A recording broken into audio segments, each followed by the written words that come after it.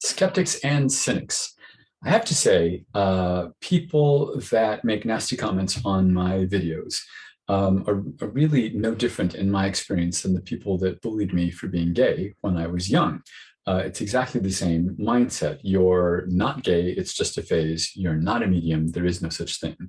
You're evil or you're bad in some way for being homosexual. You're evil or you're bad for taking advantage of grieving people. It's the same mentality. People who believe they know something about me without knowing me, without taking the time to know anything about me personally. And a lot of those people have had some experience with either someone who was gay or a fake psychic or medium, but that's not me. I'm not that person, right? So that's who you are, just so you know. If you bother watching the video, which most don't. So I do have to say that skeptics are not cynics. Those are very different things. I'm skeptical. I've come across in my whole life one actual fraudulent medium, who's absolutely a fraud and ridiculously so. What I've more often come across is people who are not very good yet at mediumship because they're new to it, and that's so they're clearly connecting with somebody, but they're getting a lot of stuff wrong. But there's some things that it would be impossible to get without actually having a connection with someone in spirit.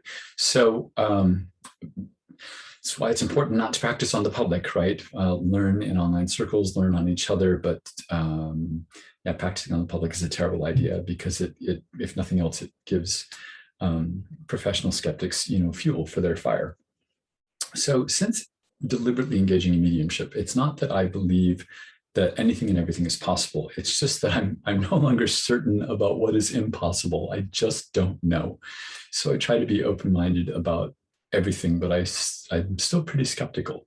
I do want to say about the people that have made comments on my videos, which I delete, especially when they're have foul language, is that most of them, and I mean like 99% of them, don't seem to be real accounts. These are Facebook comments, not YouTube comments. The vast majority of the time, I look at the accounts before I delete or block them, and they have like 7 or 8 Facebook friends, and the last time they posted anything was 5 years ago. That didn't seem like a real account to me. Also, the vast majority, I'm sure, have not even watched the videos they're commenting on, because I can see when the view count goes up, the count of people. And so when that count is not going up, but people are commenting, they're not watching. So they're just commenting, kind of just making up stuff, right? People who engage in skepticism or cynicism, a lot of them do it, mostly I've seen, are doing it for attention. Sometimes people do it for money. Professional skeptics and cynics, they're in it for the money. So they're looking for a reason to be right. They want to be right. But mostly it's attention-seeking behavior. And a lot of them use the exact same tactics that I would say the fraudulent medium, fraudulent psychic that I came across used. So that woman, that fraudulent psychic I came across, she billed herself as a psychic medium. She saw my wedding ring. I was really young. She started talking about my new wife and the 2 wonderful children we were going to have, and a boy and a girl, one of each. And I'm married to a man, and we have no interest in having kids, and we still don't have kids, that kind of thing. And so what skeptics will do is they'll look at a valid mediumship reading and say the client is a senior citizen, or the sitter is a senior citizen, and you connect with their grandparent. And of course they're going to say, well, what 70-year-old does not have a dead grandparent in spirit? In fact, we all have 4 of them at least, right? So that kind of thing, where they'll zero in on something and say, you're just cold reading. Completely ignoring the fact that not only did you get the grandparent, but also their name, what they did for a living, how they died, and that they had 3 children, all girls. They skip over the inconvenient parts of readings. I've seen that repeatedly when skeptics talk about, how the fraudulency of the possibility of mediumship. And of course, they never ever follow up on no's, because if you are a medium, that people will tell you later in a reading, oh, I said no to this, but it's actually right.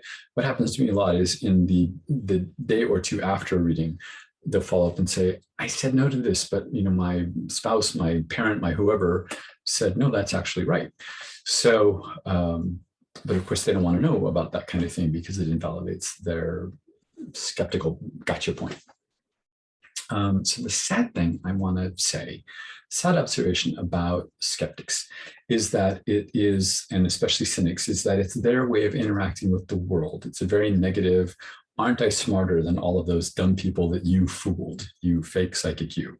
And that's a sad way to go about living in the world. They seem like lonely people. And there are some people, I used to have a neighbor years ago, his way of interacting with the world was very negative. He'd walk up and just to make conversation, he'd say, did you see this terrible thing on the news? Or can you believe so-and-so down the street said this? Like everything is a negative interaction. And that's how a lot of these skeptics and cynics seem to come across to me. The nice thing that I can say about skeptics or cynics is that a lot of them seem to be atheists. And if your view of the world, if you're coming at the world with this idea that there is no afterlife, because a lot of atheists, at least in the United States, don't believe, it's not just that they don't believe in God, they don't believe in any kind of afterlife. And so if that's your mindset, then of course, mediumship is automatically impossible. And it's not a personal thing. And they often are not the ones making the rude comments, right? So it's just their view of the world. It's not mediumship is not a possible thing because there is no afterlife. I have to say, I'm changing my mind. This is going to be my next video. Atheists are wounded people. That's my next video. Because every atheist I've ever met who's told me about why they're an atheist, they all had a test that God failed, or they all had a test that a loved one in spirit failed. And so it seems like they want to believe, but then they couldn't because they prayed for whatever, a lottery or whatever, and they didn't get it. So obviously there's no God. Anyway, thank you for watching this time. Tune in next time. I think the atheist thing is going to be interesting. I already have a lot of ideas about it. And until then, thank you for watching.